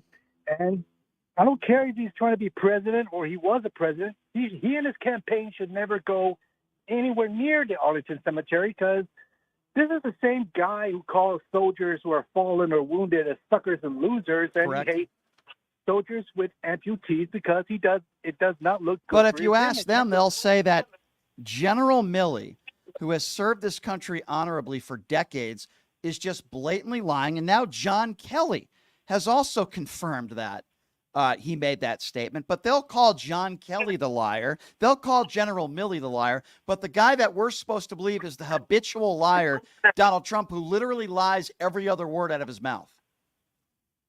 And I agree on that one too, because he calls it, and not to mention he calls those January 6th animals patriots, but they don't look like patriots to me. They're just animals who are born to be animals, and they deserve to be in prison like animals. Mm-hmm. And I sure hope Kamala Harris, for the debate, she should bring up that one. I completely agree with you, Joseph. 150%. I'm on board with you, my friend. And I appreciate the phone call. You're 100% correct. Number to call, by the way, is 702-221-7283. I get it every day from people. You know, people will say Democrats for Trump. People will say I'm a liar. But these are the MAGA supporters that are not willing or not capable of, I would say probably not capable of, having an intellectual conversation and telling me why they disagree with me. I get this from people every day. They'll go on social media. It could be X, could be TikTok, could be YouTube. I get the comments all the time. They'll say, oh, well, you're a liberal. Brian, you're lying. And then I say, okay, no problem. Let's have that conversation. What am I lying about? And it's silence. Nothing. They're afraid to have that conversation, and they're not confident in themselves to defend their positions on Donald Trump. They can't do it. They're incapable of doing it. By the way, number to call again, if you want to be a part of the conversation, that number to call is 702-221-7283. And again, that number, if you want to be a part of the conversation, 702-221-7283 is the number to call. All right, let's get back to the phone calls. I don't expect MAGAs to call in because they're cowards. Let's go to Stacy. Stacy is next up on PTL. What's up, Stacy? Hi, Brian. I just want to say that you are totally awesome. I love what you do. Oh, well, thank you. The reason why I'm calling in is because what was said about Trump and like when they went to Arlington Cemetery, I find it interesting that he never, ever said anything about like the military, how he always hated him and everything, and what he said about McCain. Yeah. And I think it's interesting because he's such a loser that you're going to go out to Arlington Cemetery. You never believed in putting wreaths out there. You never believed in like doing anything for the military. Well, let's remember that Donald Trump is the guy who dodged the military himself multiple times. And the doctor who wrote a fake note for him that he had bone spurs, that doctor's family members, because that doctor has since passed away, his own family members have said it was all a lie. It was a favor to Donald Trump's father. This is the guy who dodged the military. He's never fought for anything, only himself his entire life. Even when that slain police officer in New York City, and it was a horrible story. He goes to the wake, and then right after the wake, he holds this huge press conference, making it about himself. At Arlington Cemetery, he's got that weird thumb up, and he's smiling when you have a bunch of brave dead soldiers 6 feet underneath him. This man is sick. He's sick. And the people around him, so many of them that support him, are sycophants. They're in a cult, and they don't like to be called out for what they are. They're in a cult. Listen, I'm going to be voting for Harris. It's an anti-Donald Trump vote. I do think that Harris is a good human being. She's a nice person, good family. She's not my number one pick, but we're not in a cult. I don't have bumper stickers everywhere, and I don't have, all this anti-Donald Trump gear showing up to her rallies. No, because it's not about hate. It's about joy. And we need to remember that. And I appreciate your phone call. Thank you so much. 702-221-7283. 7283 is the number to call. Again, 702-221-SAVE. Yeah, we don't have all these Harris flags next to Confederate flags. No, because these are people that are full of joy, and her rallies, quite frankly, are full of joy as well. Let's go to Van. Van is next up on PTL. Hi, Van. Where are you calling from? Hey, I'm in West Texas. Okay, Van. What's on your mind today? Thanks for calling in. Yeah, no problem. First time watching the show, I called it randomly on the Twitter byline, but, I am voting for Trump. I like to consider myself an open-minded guy. Okay. I'm not here to get into trolling or hate. No, I'm not here to do that. I appreciate you calling in. All right, so tell me, what where do I start here? Why are you supporting Donald Trump? I guess let's start there. Well, this would be my first time voting for him. Okay. In the past, 12 years, since 2016. Okay. I have voted in the past, but for me, he has the policies that make sense. Which policies? Honestly. Like, give me some specifics. What specific policies that you like? Economically, we're not in a good spot economically. I feel that in my day-to-day life. Okay, so that's your opinion on that, but specifically, like economically isn't a policy. So, like, what specific policies that Trump implemented you disagree with the Democrats on, and you could say, man, I really like that policy. That really helped the economy, because he did put us $8.4 trillion in debt, and he left an economy that was terrible compared to the economy that he took over from Barack Obama. So I just want to know, like, what did he do in 4 years? Because you said you like his policies, and I just want to know, like, what policies do you like? Right? That's a fair question. Right. No, absolutely. Yeah. Economically, you bring up the debt. Sure. I think the debt has been something to play with for these people. Tough to blame on just presidents, but, the debt's out of control, obviously. Everybody says they'll get it under control, but who knows? But, and we had COVID. Right. We had to spend our way out of COVID. You think he did a good job handling Donald Trump? You think he did a good job He did handling a fine COVID? job. So when he said 15 cases, so when he said 15 cases down to 0, it's going to be gone by Easter. He talked about disinfectant, and he turned his coronavirus press conferences into campaign rallies. Would you define that as a good job? I wouldn't define that as defining the government's program of COVID at the time. Okay, well, we were losing when he left. We were losing 3,000 to 5,000 people a day, and per capita, we were one of the worst countries in the world. Not the worst, but one of the worst countries in the world. And when we have more money than just about any other country in the world, I don't know. I guess I just respectfully disagree with you. I don't think that's good, but that's okay. We can disagree on that. Can you name me a policy that you like? Just in general? Well, yeah, because you said you like his policies, not a policy. And I just want to be fair with you. What is it? In all honesty, I like the idea of America first. I like the idea of a strong America. But that's not a policy. America first is a slogan. I didn't, with all due respect, I didn't ask you what slogans you like, because slogans mean nothing to me. Anybody can do that. You said you liked his policies.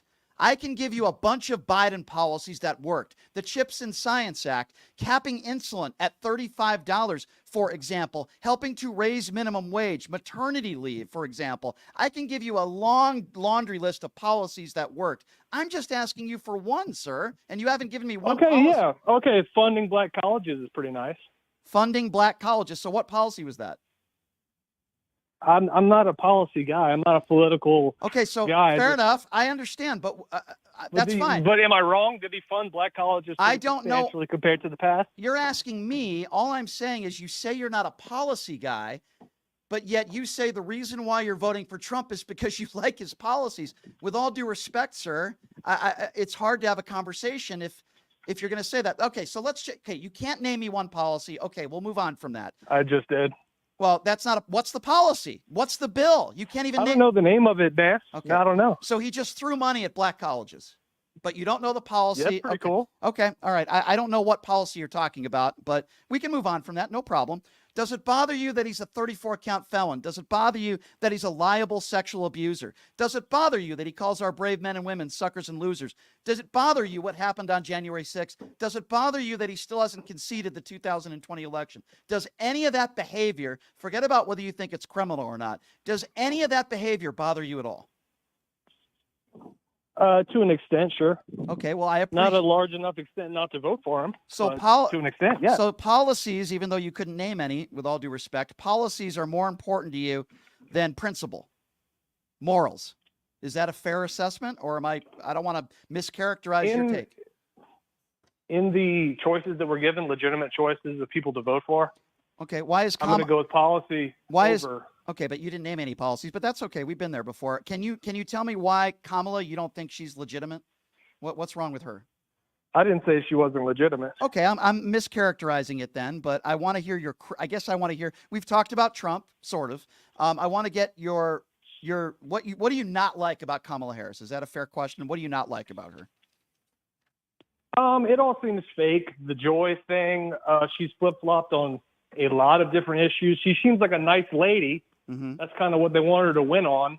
And I'm not against a woman president by any means. Okay. But from the things she said in the past to now, it doesn't smell right. And I know exactly what you're going to say. Well, it's hard Trump for me. It's the same thing. No, I wasn't going to bring up Trump. Trump. I just wish you'd be. So it bothers you. Her laugh, her fake joy, her laugh bothers you. But the fact that Donald Trump is a liable sexual abuser, that's not that big of a deal to you. Let's just talk about policy. Do you see where I'm going with that? January 6th, lying about the election, a liable sexual abuser, 34-count felon. How much sex trafficking has gone up since Biden's been president? Actually, I'll answer that. To do against that. So my question was about Harris, but I will answer that question. Do you know, sir? Well, you brought up liable sexual abuse. Sure. That's why I bring it up. Well, is Joe Biden a liable sexual abuser? Is Kamala Harris a liable? Yeah. Oh, really? Where was that proven in a court of law? Is. Okay, where was that proven in a court of law? In a court of law? Yeah. Oh, so you laugh about the courts. No, so we could just, so you're laughing about the courts. So we could just call somebody a sexual abuser, and that means that person's a sexual abuser, and it doesn't have to be proven in a court of law, and you're laughing at that? Donald Trump was proven liable in a court of law with a jury of his peers that he sexually abused a woman by the name of E. Jean Carroll. He has 25 plus women that have accused him of sexual assault or rape, including his ex-wife in a court deposition. But you're making a claim that is totally unsubstantiated that Joe Biden is a sexual abuser. Where are you getting that from? Well, I'd say the E. Jean Carroll thing's a joke. Okay, so you think our courts are a joke. Okay, so what about the other 25 women? Are they lying too? I don't know who's lying about Joe Biden, right? Well, where has it been substantiated? Court of law. Yeah, where has it been substantiated that Joe Biden is a sexual abuser? Well, what can you tell me about that? Because maybe this is breaking news. I don't know. I don't know. I mean, have you checked out Ashley Biden's diary, or is that? Yes, I have. Let's talk about Ashley Biden's diary. First of all, yeah, let's do it. First of all, Ashley Biden was the first person at the DNC that introduced her father, number one. Number two, she stands by her father. Number three, that diary was in the hands of 3 or 4 right-wing nutcases that stole the diary, including a guy by the name of Mr. O'Keefe. It has never been proven or substantiated that she even wrote that in the diary, but I'm sure you weren't aware of that. But you would rather look at and take something that his daughter wrote in a diary. By the way, even in the diary, even if it was real, which we don't know if it was, she said borderline may be inappropriate, okay? You have a woman in a court of law that said that Donald Trump raped her. It was proven based on evidence in a court of law that Donald Trump raped her. So you want to laugh at... How much did she win? How much did she win in that settlement? Here's my question. I don't care about the money. Okay, here's the problem that I have here. She said it was sexy. She said it was sexy. Okay, so does that mean that... live television. So does that mean that it didn't happen? I'm saying this woman maybe isn't the parameter of what you should be listening to. So you don't think this woman... These are New York socialites, they're free. Okay, so you don't think that's a parameter, E. Jean Carroll, even though a jury decided he's a liable sexual abuser, a man who has 5 kids with 3 different women, a man who's had 25 women have accused him of sexual assault or rape, but you want to go by and call Joe Biden a sexual abuser because a diary that was completely unverified, never proven in a court of law, that was in the hands of Mr. O'Keefe and other right-wing turds that stole the diary. Do you see where I'm going with this, sir? It's an issue of credibility. This is the man who bragged about sexual assault, who said, if she wasn't my daughter, I would date her. By the way, how can you explain the fact that he was on the Jeffrey Epstein flight log 7 times, mingling and hanging out with Jeffrey Epstein? Or does that not bother you at all either? I mean, it's a cause for concern, but listen, these people of this ultra wealthy status which I'm against. That's probably one of my biggest knocks on Donald Trump. They catch rides all the time because they're jet setters. Okay, doesn't necessarily mean anything went down. But you know who wasn't on? You know who wasn't on that? You know who wasn't on that flight log? Joe Biden. I guess Kamala Harris or Joe Biden. Yeah, they weren't on that flight log. Joe Biden owns an island right by a little St. James, not far off. I mean, so because you've never heard that, but he does. And he mingles with all these people. It's the same. Okay, can you show me? Pool. All right, fair enough. Can you show me one picture of Joe Biden mingling with Jeffrey Epstein? Because I can show you pictures and videos of Donald Trump. Does that not bother you at all? It's a bad look, no doubt. It definitely is a bad look. We agree on that. But I mean, we're okay. Yeah, sure. It doesn't look good. So, what are your criticisms of Kamala Harris? I mean, you're making fun of her laugh. I've given you. I didn't say anything about her laugh. Well, you said it's fake joy. You're painting. Fake joy. The campaign is based on the idea of joy. Sure. When I tuned in, here's what I tell you. You know why I say that, sir? And you can tell me whether you disagree or not. I've been to both Trump rallies and Kamala Harris rallies. The Trump rally I went to a few months ago. Yeah, I try to hear both sides. That's why I'm keeping you on the line, because I think it's a good conversation. I went to the Trump rally, okay, in Vegas. I saw a bunch of F Joe Biden shirts. I saw Confederate flags. By the way, I videoed this and I documented it. A lot of hatred, a lot of bigotry. And when I say joy, I went to the Harris rally several weeks ago. I didn't see any vulgarities. I didn't see any Confederate flags. All I saw was Walz, and I saw Harris flags, and people were smiling, laughing, and having a good time. Now, I'm not saying that every person that goes to a Trump rally is filled with bigotry and hate, but the rally that I went to, there were a lot of people that were filled with bigotry and hate.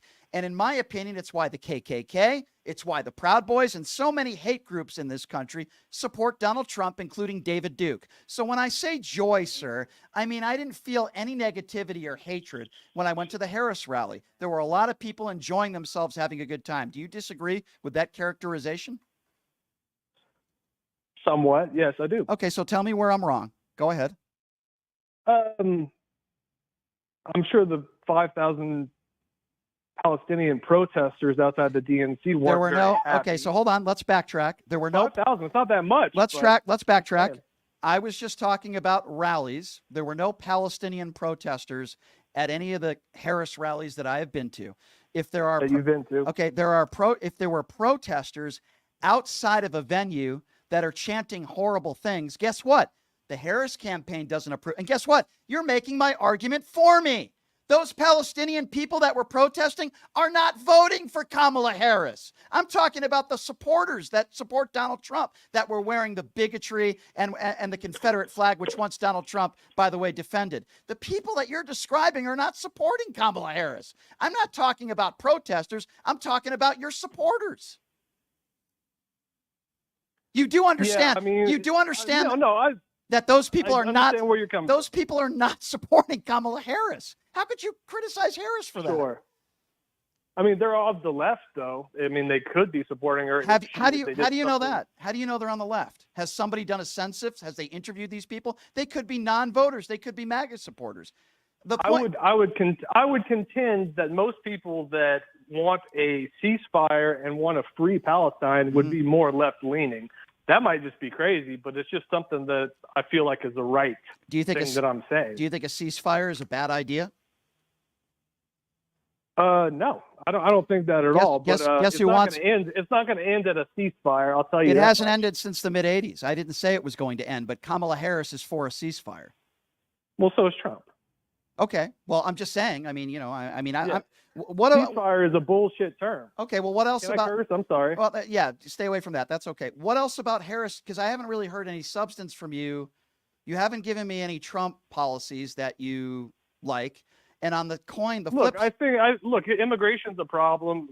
Kamala's coming around and saying she wants to do more of a. Sure. Immigration's a big problem. I agree. Economy's a big problem. I agree. Let's talk about that. Let's talk about that. Let's talk about immigration. Sure. What about the bipartisan bill where MAGA Republicans and Democrats sat at the table, and it was the biggest comprehensive border bill, which, by the way, was supported by the Border Patrol. They endorsed the bill, which would have been the most comprehensive in decades. And then Donald Trump picks up the phone and he calls his Republican senator friends and says, don't vote for this bill. Do you know why? Because it would have made Joe Biden look good, and he cares more about that than what is good for for the country. So for people that want to talk about the border situation, which has, by the way, been an issue in this country for decades and decades and decades, here they have a bill that is put forth together with both sides, and Trump tells them to stick it. But why, even without any sort of new bill you're talking about, why is it that we have 10,000 immigrants coming across our country, living horrible conditions, Sure. don't know what they're in for? Mhm. They're in camps for 4 or 5 months. They figure Yep. out what to do with them. Sure. We throw money at them, lots of money at them, the second they get in. To do what? And I mean, I'm not saying they're taking all of our jobs, but I Okay, mean, so they're I'm not taking a gonna. big I'm space not. in that. I hear you, and I'm not going to sit here and deny that we have major issues at the border, but we've had those That came up when But Biden became that is not true. Do you see? This is when I get frustrated. I was just going to say, we need to understand that Republicans and Democrats need to come together. Do you understand that there are less people crossing the border illegally now than there were when Trump left office? What you're saying is not true. It's not factually I don't accurate. believe that. Well, it's not my fault if you don't believe it. I'm pretty educated on these issues. I talk about them every day. I live on the border, dude. Okay, so because you live on the border, you know everything? I'm telling you, look it up. Right now, there are less people crossing the border illegally than there were under the Trump administration. Both parties have made mistakes. They're not perfect. We've had issues at the border for decades. I'm with you on that. But you can't tell me that all of a sudden Trump cares so much about this issue when there were undocumented immigrants that committed horrible crimes under his administration. We never heard about those crimes. Only under the Biden administration we hear about those crimes. And what I am telling you is there was a border bill that was put together with MAGA Republicans and Democrats. It was ready to go, the most comprehensive bill in decades. And Trump picked up the phone and told them not to pass it. Why wouldn't you have a problem with that? I agree with you. We have major problems at the border. Why wouldn't you agree with me that what Trump did was wrong? He put himself before the country. I mean, that's a nice narrative. I don't know if that's exactly the way you're. Why did he do it then? portraying Why did he do it then? If you call it a narrative, because what I'm giving you is not a narrative, it's been confirmed by some. Do you know who Mr. Langford is? Donald Trump once called him one of the best Republicans when it came to border issues. He was the main guy that helped put this border bill together. And even Langford was shaking his head and agreeing with Joe Biden during the State of the Union speech when Joe Biden said that it was Donald Trump's fault and MAGA Republicans for why this bill wasn't passed. So that's not a narrative. Langford would agree with me on that, and many of the Republicans that helped put this bill together. I'm not giving you a narrative. I mean, I don't know why you would characterize it as that. Okay, so if you think it's a narrative, why did Donald Trump tell these senators to not pass this bill? It's just a bad bill? Is that why? Well, from what I understand, there were things in the bill that weren't just immigration focused. I agree. You know, there was a lot of pork they called in that bill. Right? Okay, I agree. But sometimes when you pass bills, I think we'll agree on this, there's going to be positives and negatives, some give and take. For example, I'm going to give you another example real quickly, okay? So Republicans are saying Kamala Harris has changed her stance now on the border wall. She totally changed her stance on it and flip-flopped. That's a lie. You know what she did? She agreed with some of the MAGA Republicans to some of their, I guess you could call them demands, in putting more money towards building the wall in return for other things. It's called negotiations. She helped with those negotiations. But yet Trump picked up the phone and told these senators not to pass this bill. Listen, I appreciate the conversation, my friend. I will give you credit for calling into this show and having a discussion with me. I really do. You sound like a nice guy. The problem I have with this conversation, with all due respect, is I asked you why you were supporting Donald Trump. That was my first question.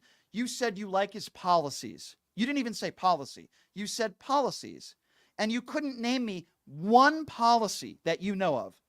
I find that extremely problematic. And then when I asked you your criticisms of Kamala Harris, you said you think she has fake joy, which would be a personality trait you don't like, which I would also disagree with. So here on one side, you like his policies. You can't name me one. On the other side, you don't like Kamala Harris because she has fake joy. I'll let the listeners decide on that one. 702-221-7283. Let's go to Paul. Paul is next up on PTL. What's up, Paul? You know, I don't think these idiots, I'm sorry, they're just deplorables. They don't know how to be happy. They don't like it. I think they wake up every day What can I complain about? What can I whine about? How can I be the victim? Don't tread on me. I swear to God, like the fact that Kamala Harris has a laugh absolutely triggers these idiots. It's shocking. They don't like to be happy. I think they don't. And I don't even know what fake joy is, quite frankly. I guess maybe you could call fake joy when Donald Trump is smiling at Arlington Cemetery, 6 feet above all these brave men and women who lost their lives, and he puts his thumb up. Maybe that's fake joy. I don't know.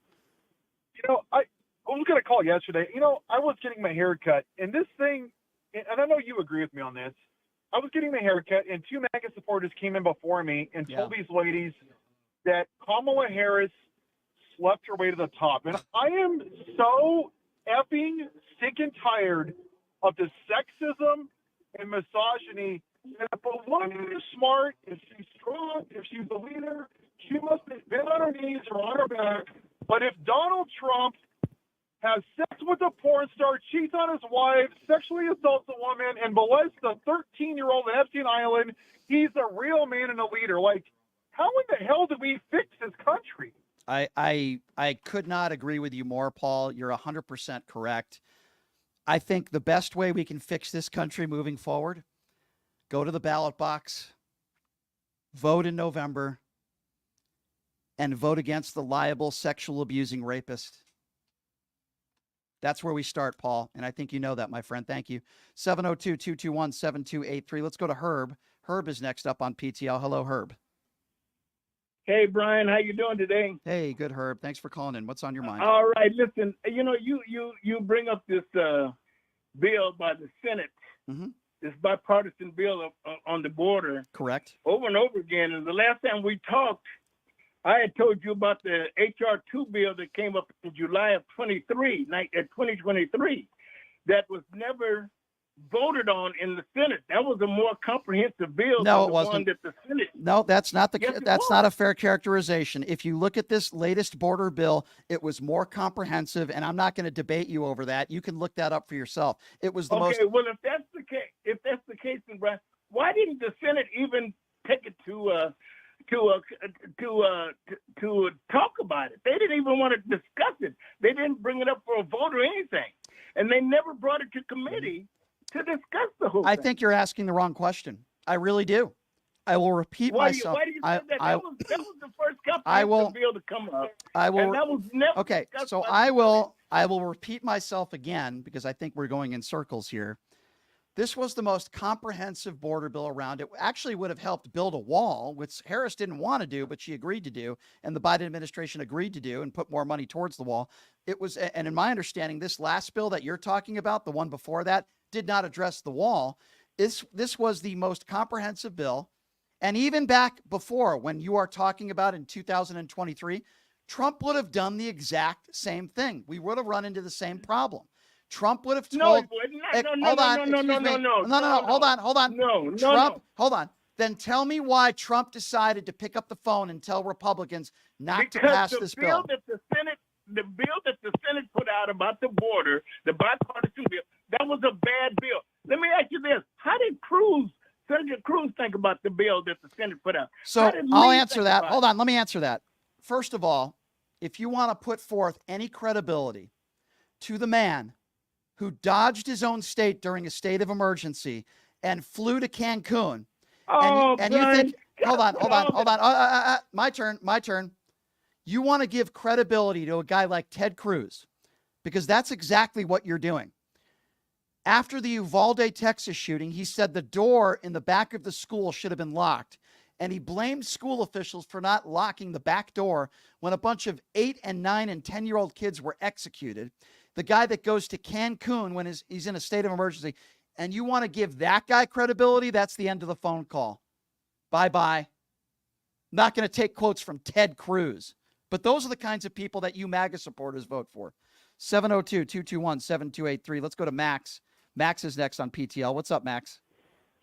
Hey, I think your problems with Ted Cruz is you do that every time somebody says something about Trump and why. In other words, the phone calls that Trump made. What proof do you have that he made all these phone calls to all these senators? Because there, because there were a few senators on the record that said that he personally called them. That's why. Mike Johnson also has admitted, the House Speaker. That doesn't make it truth. Okay, so let's go with that. Let's go with that. Truth. Gotcha. Okay, so let's go with that. Your opinion is several Republicans, including the House Speaker, Mike Johnson, lied to the media saying that he had a phone call with Donald Trump about the issues on this bill and he told him not to pass it. And you're claiming that Mike Johnson was lying about it. Yet since those statements were made months and months ago, neither Donald Trump or anybody in his camp has denied it. But yet you're calling into this show claiming that it's a lie. Is that your statement, sir? Yeah, I think plenty Okay, of Democrats lie. That's very and intelligent. I think the media lies. And Gotcha. There's a lot So of what did I lying lie going about? on. What and have if I- you don't admit What that did I there's lie about? lying going on, that's a big problem in itself. Oh, okay, so I've seen Biden lie right to the camera. He's told us he's a pilot, he's a Puerto Rican, he's an Islam. Biden has said so many things about his background that weren't true. It's disgusting. Okay, so Biden let's has go with said that. Plenty of things that weren't Okay, true, and so- then you try to talk about. So let's go with Trump. that. Every time something says something about Trump So, or those bad bills, you sure. you badmouth Okay, Trump, the so- bad guy, the so I monster, just- the January Okay, so 6th, sir, where he never told anybody. I'm going to to- respond now. Let me ask you a question since you want to bring up January 6th. If Donald Trump didn't lie, since you care so much about truth and yet you're a MAGA supporter, which is the irony in that, but since you care so much about the truth, let me ask you a question. If Putting Donald, words in my mouth. Go ahead. yeah, sure. So if Donald Trump didn't say the election was stolen months before January 6th and didn't lie and say that Joe Biden cheated and the Democrats cheated and stole the election, does January 6th happen? Yes or no? It's a yes or no question. Did January 6th, how do you characterize January 6th? Okay, I will repeat my question again, and please listen. You said did If January Donald 6th Trump, happened? if Donald Trump didn't lie months before January 6th and repeatedly every day say that Joe Biden and the Democrats cheated and the election was stolen, does January 6th happen if he doesn't do that? Yes or no? Yeah, you see how you're steering the. It's a agenda yes or no doesn't question. happen. Answer the You're question. Answer the question. Yes or no? You know what? Yes, it would have still happened. Okay, well, then you're a moron. Have a nice day. You're a moron. The reason why January 6th happened is because Donald Trump incited, and he said the election was stolen. That's why they were there saying, hang Mike Pence. How can I have a conversation with you when you're so complicit, you have no sense of reality? The reason why those people were there is because of Donald Trump saying that the election was stolen. And you say January 6th would have still happened? But if he wins, right, in 2016, if he wins, there's going to be no insurrection because he won. But if he loses and says the election was stolen, then January 6th happens. Are you kidding me? These people have absolutely no sense of reality. I appreciate them calling in. They have absolutely no sense of reality. I'm sorry, they just don't. I want to thank my friends, Jackson's Bar and Grill, located at Flamingo and Jones. I was out there yesterday. They have some great promotions coming up, but at the end of this month, if anybody hits a jackpot, you're going to win $20 in free slot play. Please check them out, Jackson's Bar and Grill. All right. So here's what I would ask of you. We are a publicly, I guess you could say we're kind of like public radio. We are independently owned, and we rely on people like you. Check out my website, pushingthelimits.live. Again, that website is pushingthelimits.live.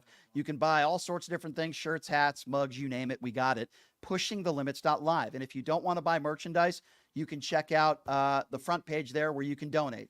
$5, $10, $20 a month. Any donation is appreciated, and you will personally hear from me as a thank you.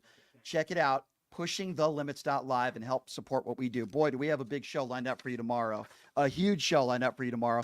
We have Robert F. Kennedy Jr.'s sister, Kerry Kennedy, joining us on the show tomorrow. She is actually endorsing and campaigning with Kamala Harris. Kerry Kennedy, Robert F. Kennedy Jr.'s sister, will be joining us on the show tomorrow. We're also going to have a Trump surrogate joining us on the show tomorrow as well. We're going to talk about this Arlington Cemetery situation, and Ron Quince will be joining us in studio running for office. Thank you, everybody, for joining us. Please check out my website, pushingthelimits.live. Again, that website, pushingthelimits.live, and help support what we do here. We appreciate all of you very much. I appreciate everybody on all forms of social media. We'll be back live on TikTok and all other social media platforms. We'll be live tomorrow, 12 to 2 p.m. Pacific time, Monday through Friday. Thanks for joining us, everybody. Have a good day.